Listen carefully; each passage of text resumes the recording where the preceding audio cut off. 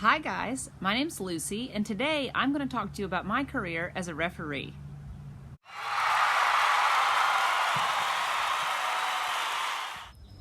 Now, throughout the year, I referee a number of different sports, but the main thing I do is referee soccer, so that's what we'll be talking about today.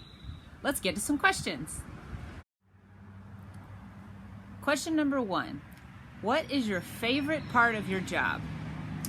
That's hard because there's a lot of good stuff, but I think my favorite part of my job is that I basically get to watch soccer for a living.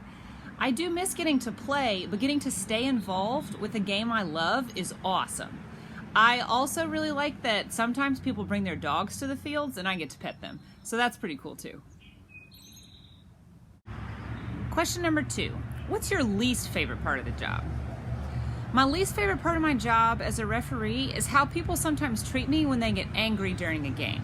Sports can be very emotional and an exciting thing for a lot of people, so sometimes people get so excited that they forget I'm just doing my job. Occasionally people will yell at me or get angry, and that can be really difficult sometimes because I work really hard to do a good job, and I want people to understand that and also have a good time at the game. Number 3, what's the easiest part of your job? The easiest part of my job is that I get to build my own schedule.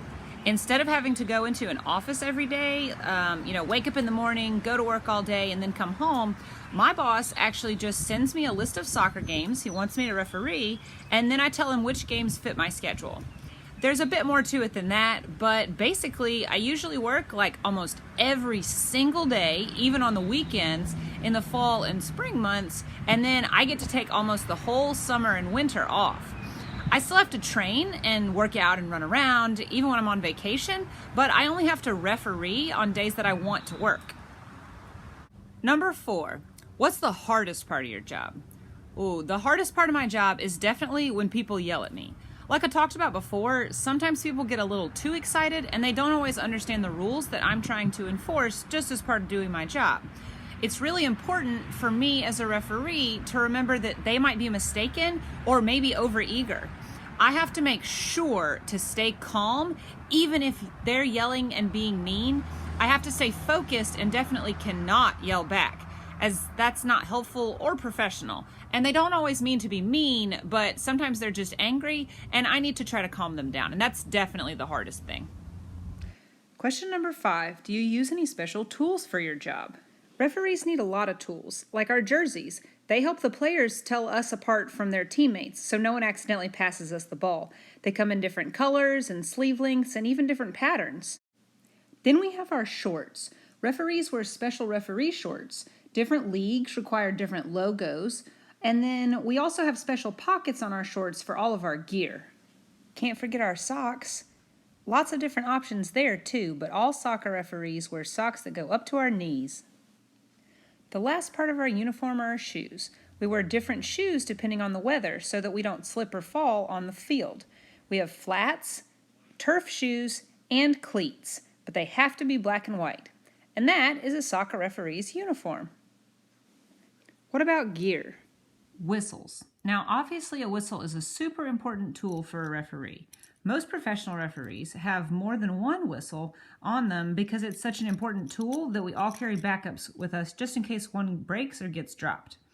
There are lots of different kinds of whistles that different referees use based on usually just what we like. Different sounds, different ways they fit in our mouths, things like that. Referees also have coins. We use coins during a captain's meeting before the game. A coin toss decides which team will get to kick the ball first and which side of the field each team will start the game on. Different times, different referees like different things. Sometimes we use a regular quarter. Sometimes we use a coin for a specific conference, especially for colleges. Sometimes we use just general ones or ones we really like. And sometimes we like silly ones like this really big one that's a buffalo dime that I like to use. In addition to whistles and coins, referees also carry cards in their pockets. A yellow card to indicate a player is on a warning and needs to maybe calm down or be more careful, or a red card, which means they really shouldn't have done what they did, whether it was fouling someone too hard or maybe misbehaving, and a red card means they don't get to play anymore. Another thing referees have in our pockets is what we call a book and then pens to write in the book as well. Now, we call this thing here a book, but it's not really. It's just a place to keep our backup cards and also to write information about the game inside. Now, we write everything down from the teams and anybody who gets a card or gets in trouble, or if anything crazy important happens. As referees, we're also responsible for the time left in the game. So we use stopwatches in order to keep the time. We wear one watch on each arm all the time. The last part of our uniform includes our badges. Now, different conferences or different groups of referees will have different badges. So what we do is we put them, they're Velcro, and they go right here on our uniforms. There's lots of other gear that you might need, like flags for assistant referees, or a headset so we can all communicate with each other as a crew, wristbands because we get sweaty just like the players do, a ball pump, or even the magic spray like you see with the referees on TV, but you don't always need those things. The basics are what we talked about before, and overall, as you can see, we have a lot of gear and stuff we have to hold during the games. All these tools help us do our jobs better, though, and make the game fair and safer for all the players. Number 6. Did you need special training or education for your job? It's actually really easy to get started as a referee. Usually you just have to take a short class or maybe do a rules test. As you get better though and want to do more bigger games, there's more and more you have to do. As a college soccer referee, I have to go to classes over the summer to learn and practice my rules knowledge. I also have to take tests on the rules and about being a referee. I have to get a special person called an assessor to come to some of my games and watch me referee to make sure I'm doing a good job too. The most important thing of all, though, is physical training. I have to spend time running outside and going to the gym during both the soccer season and my vacations to make sure I can keep up with the players and run around during a whole entire soccer game. Referees actually run more than any player in a game, and there's no subs for us if we get tired. So we have to practice and train hard to make sure we're physically healthy and ready to work a game. Number 7, how did you figure out what career you wanted? I actually started refereeing when I was in middle school. Back then, I was just refereeing younger kids on a really small field. As I grew up and kept working hard to become a better referee, I got lots of help and advice from older referees, and over time, I got really good at it. And now that's my main job. It took a long time for me to get as good as I am now, but because I worked hard and was patient, over time, it all worked out. Number 8, what was your favorite subject in school? Well, I always loved math and band in high school. Those subjects don't really help me much as a referee, but you don't have to have just one favorite thing at a time. Number 9, what school subjects helped you the most in your job? Well, PE was always fun to me in school, and now I run around as part of my job in sports, so that's pretty cool.